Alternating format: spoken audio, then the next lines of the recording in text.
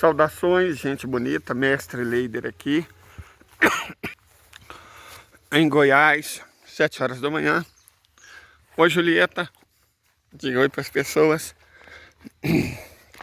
Bom, os meus 2 últimos vídeos tiveram os comentários fechados para proteger a comunidade, né? Ai, ai, é isso. É isso. Proteger a comunidade. Assistindo eles, dá para vocês terem uma ideia de qual comunidade que eles querem que seja protegida. Mas seja como for, o recado tá dado, né?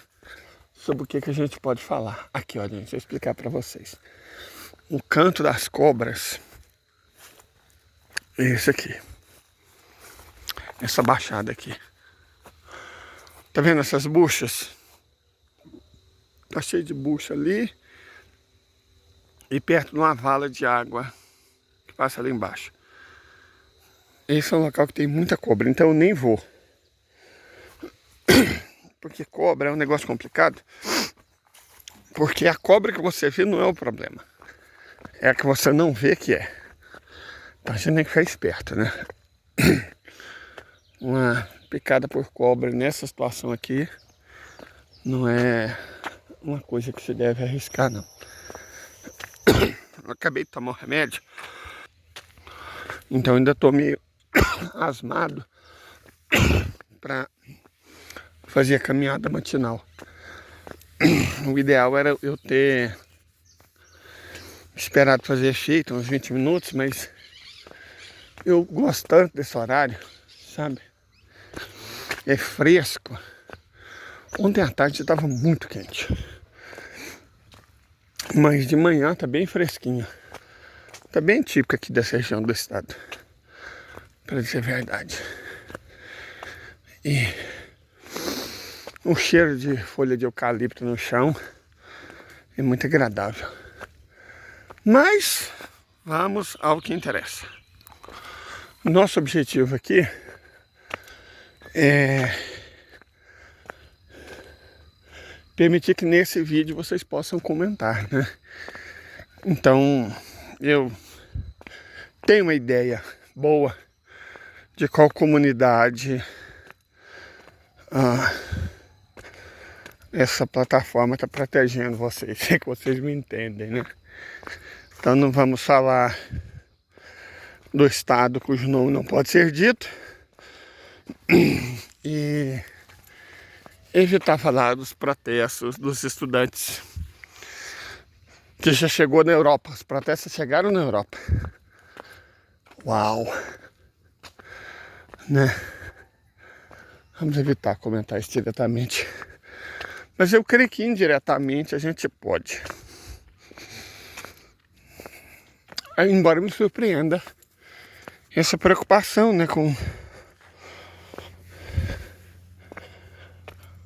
esses comentários. Gente, o Ocidente está convulsionando. O Ocidente está convulsionando. E diferente de 68, não do começo. O começo foi legítimo. O começo foi bem legítimo. Agora, as expansões é que não foram. As expansões é que não foram. As expansões foram... a gente tem que pegar um contexto da diferença. 68 original dos Estados Unidos foi realmente revolta das pessoas com a guerra do Vietnã. Agora, o maio francês e depois o 68 brasileiro, eles foram muito convenientes, né? O maio francês derruba o governo de Charles de Gaulle, que era nacionalista, e começa a implantar governos pró-americanos no país. E o 68 brasileiro antecipou o AI-5 e o endurecimento do regime. Então eu sempre tendo a desconfiar muito dessas manifestações autônomas que implantam regimes que beneficiam os Estados Unidos. Tipo aquele promovido pelo movimento Passe Livre, né, que todo mundo conhece, famoso. O movimento Passe Livre que fez o que fez e aí desapareceu. E agora já tem um movimento Correnteza. E mais uma vez os professores universitários que passaram caladinhos, pianinhos, perdendo direito nos governos Bozo e Temer. Agora eles se levantam, né? Junto com o movimento Correnteza. É o que Marx disse, né? A história acontece duas vezes, a primeira como tragédia e a segunda como farsa. Foi no 18 Brumário, salvo engano. Foi no 18 Brumário que ele fala isso. Então, assim, fica mais ou menos evidente que dessa vez, contudo, as agências ocidentais, minha mãe não gosta que eu fique perto do barranco, mas eu acho tão bonito, porque o que a gente tem lá no fundo é um cerrado intocado, certo? Quase uma cápsula do tempo. Pode ver que até o capim é totalmente diferente do que tem aqui. Ali nós temos um cerrado intocado. Mas voltando ao assunto.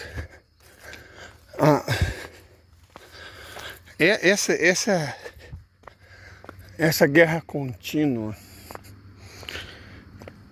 E nem estamos falando do Afeganistão, Síria. Porque essas foram guerras colonialistas, imperialistas, né? A guerra da Ucrânia de outra natureza. A guerra contra a OTAN na Ucrânia, definitivamente de outra natureza. É uma guerra, digamos, de caráter muito mais existencial. Lá, ó.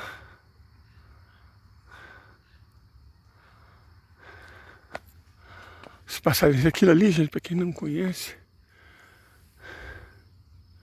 é um pé de sucupira. Uma vagem amarga até a alma, que é usada para fazer um punhado de remédio aqui no meu querido estado. Eu até tinha prometido a alguém mostrar sucupira e óleo de copaíba. O pé de copaíba fica do outro lado do córrego.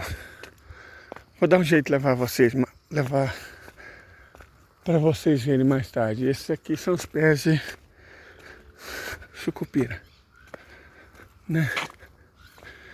Eu ia mostrar uma plantação de sorgo, mas pode esperar. Nós vamos ter tempo. E um dia eu levantei muito asmado. Lá, ela tá ali, ó, tá vendo? Do outro lado da rodovia. Julieta! Vamos! Julieta! Vambora! Tio! Julieta! Vambora! A Julieta, como eu disse, é um ótimo cão. Mas tem muita energia. Muita energia. Olha lá, outro lugar, gente, eu ia ensinar pra vocês. Um lugar perigoso. E aquilo ali, ó.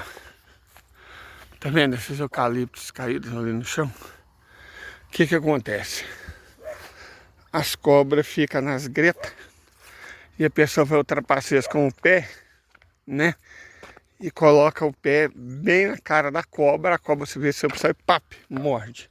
Então quando você for atravessar uma madeira caída, você toma muito cuidado. De verdade, evita. Se você não estiver vendo no outro lado, evita. Mas para andar, existe um motivo pelo qual os sertanejos sempre andaram com uma espécie de bengala. Não é para ajudar a locomoção, é para colocar em locais onde eles não podiam ver. Porque no limite você coloca um pedacinho de pau, qualquer coisa na frente, se tiver uma cobra, eles atacam o pedaço de pau, não só a perna. Certo? Hoje tem soro antiofídico, embora não seja 100% que você vai escapar, porque a pessoa pode ser alérgica ou, né, pode sofrer uma reação anafilática ao soro, acontece. A pessoa perece não pelo veneno, mas pelo soro antiofídico. E depende muito do tempo e das condições de reação, né? Por exemplo, aqui eu estou sozinho. Teria que pedir socorro pro SAMU. E eles chegarem, né?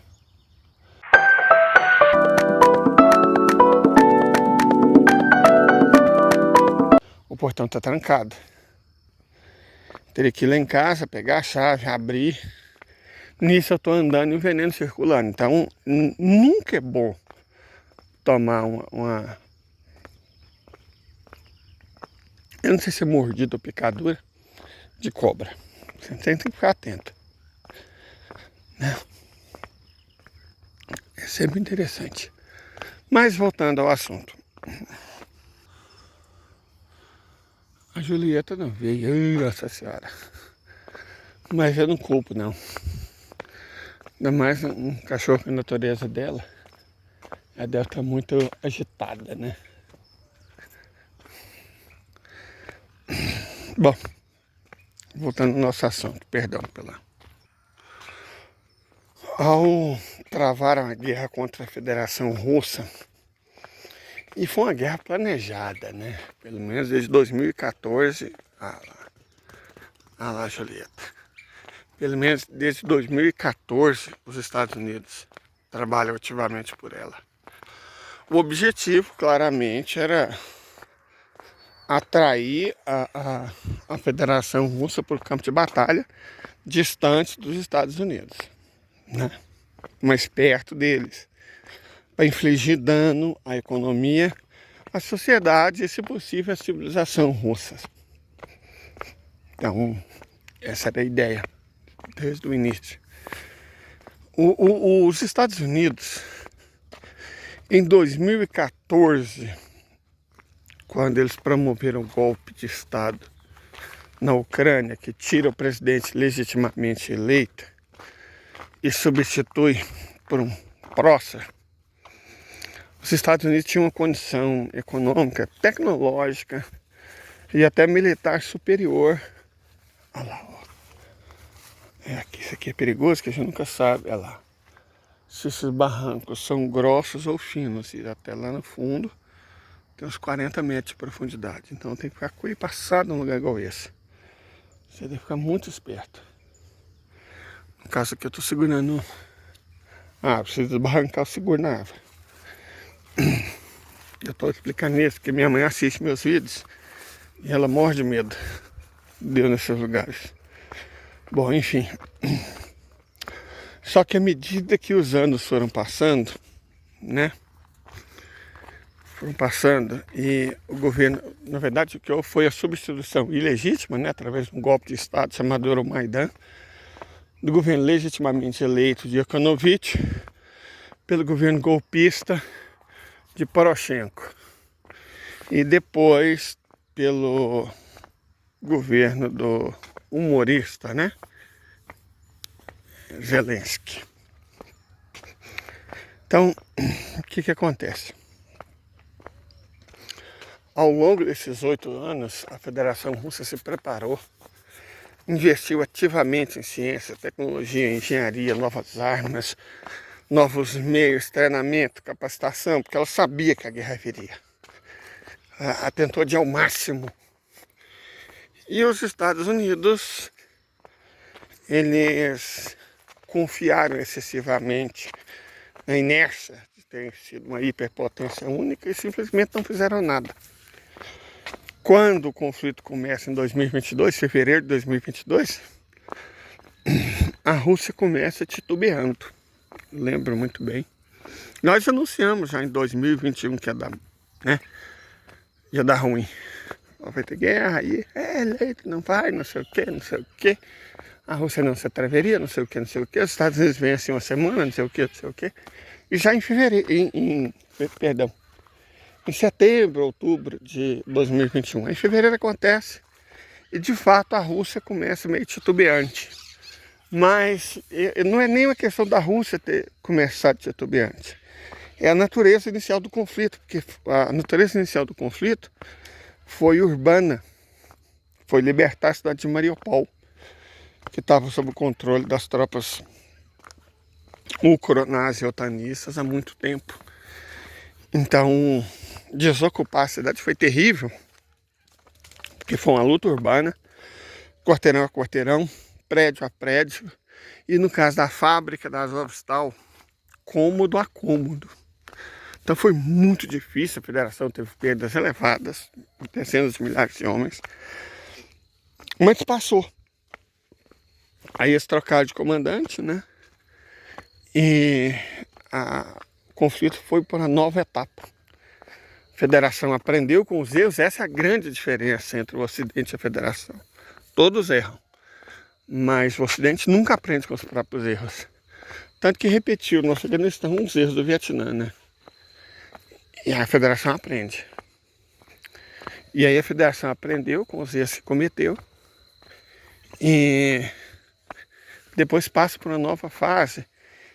Num primeiro momento, o pessoal do batalhão Arremat da Chechênia foi muito importante, que, como eu disse, luta urbana e tal. Mas nessa segunda fase houve uma predominância do ponto de vista da ação militar e tática do antigo grupo Wagner. Né? Foi o período que vai da tomada de Mariupol até a tomada de Bakhmut. Depois aconteceu aquilo que vocês viram, né? O problema todo com o grupo Wagner, que foi solucionado da melhor forma russa possível. E, bom, aí iniciamos uma terceira fase, em que a federação entende que era um conflito generalizado, adota a estratégia efetiva de netcentricidade, quer dizer, mantém a estratégia de usar os batalhões táticos de grupo, mas agora em linha dentro do conceito de netcentricidade, certo? Então, a Federação Russa, a partir de então, começa a usar armas de mais poder, mais tecnológicas e adota a estratégia de destruir a infraestrutura de natureza militar e avança muito nesse período. Deixa eu alimentar as galinhas, gente. Pronto. Então, nessa nova fase, deixa eu ver se tem ovos, aproveitar. Nessa nova fase, a federação entende que não tem como escapar da luta, não tem jeito, é guerra mesmo, sabe? Ela perde as ilusões. E já que a Via Crucis virou circo, deixa eu ver aqui. Não, só tem um ovo, só o indês. Só tem o ovo indês. Deixa quieto. A federação entende que não foi ela que escolheu, né? Mas ela foi escolhida, então não tem muito o que fazer. E ela parte, aceita o inevitável e parte para o confronto. Ok. Mas o que acontece a partir do momento que a guerra se torna aberta mesmo? O conflito se torna aberto. Olha, gente, a economia do Ocidente degringola. Os enormes gastos, que foram centenas de bilhões de dólares gastos pela OTAN no conflito, esvaziaram os depósitos de armas, os depósitos de munição, deixaram patente o fato de eles não terem, o Ocidente, uma base industrial capaz de enfrentar a Federação Russa. Isso é consequência da globalização, né? Da financiarização da economia. Perfeito? A financiarização da economia levou eles a essa situação. Pegar o exemplo de Granada. Uma das 3 fábricas da Federação Russa produz mais granada que todos os outros países da OTAN juntos. Então, a diferença das bases industriais entre a OTAN e a Federação ficou patente. Ficou evidente. E isso prejudicou muito os interesses da OTAN no conflito. Deixa eu ver o que é isso, esse laranja, essa mexerica.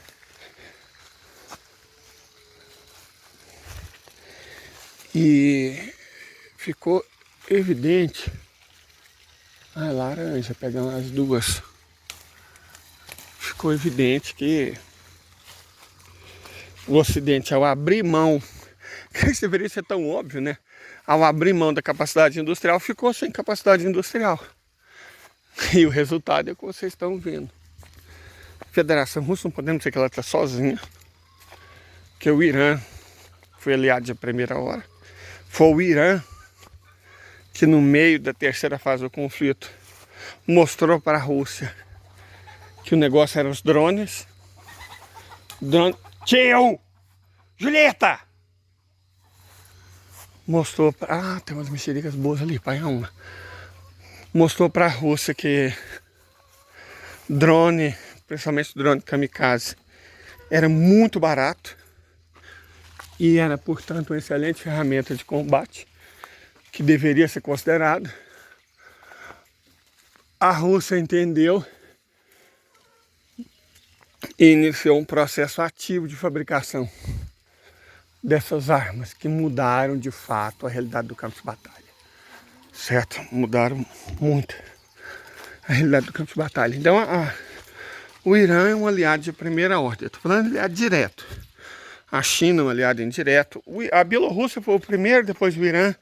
E mais recentemente, fornecendo grande quantidade de arma e principalmente munição, a República Popular Democrática da Coreia.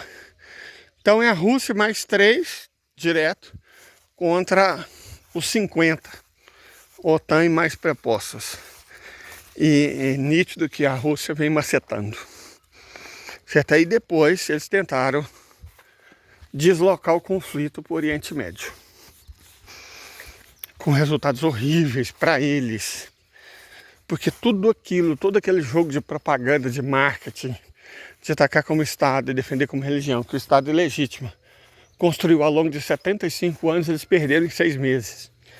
O mundo se horrorizou e agora está se levantando.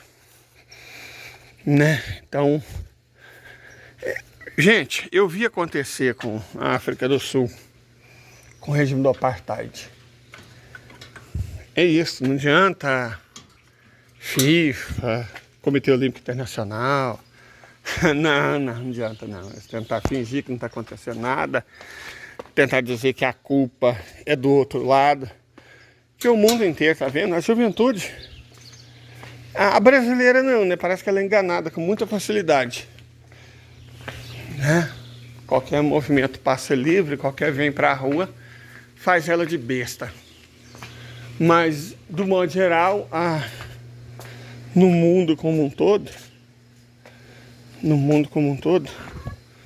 ela é esperta, ela é inteligente e ela não vai se deixar enganar tão facilmente, não. E os levantes que estão acontecendo nos Estados Unidos inteiro, agora também na Europa, são a prova incontestável disso. Essa velharia que governa o Ocidente tende a ceder lugar a uma coisa nova. Eu não sei se necessariamente melhor, porque tem a questão da expansão da extrema-direita. Mas eu tenho esperança que as coisas tendem a mudar. O edifício inteiro está ruindo, né, gente? E a gente está vendo não só as fissuras, mas os sinais e um desmoronamento cada vez mais próximo. De toda forma, tenha um ótimo dia e até a próxima. Esse vídeo tem 25 minutos, então ele vai levar horas e horas e horas para ser carregado. Então, só depois do almoço mesmo, gente. Fui.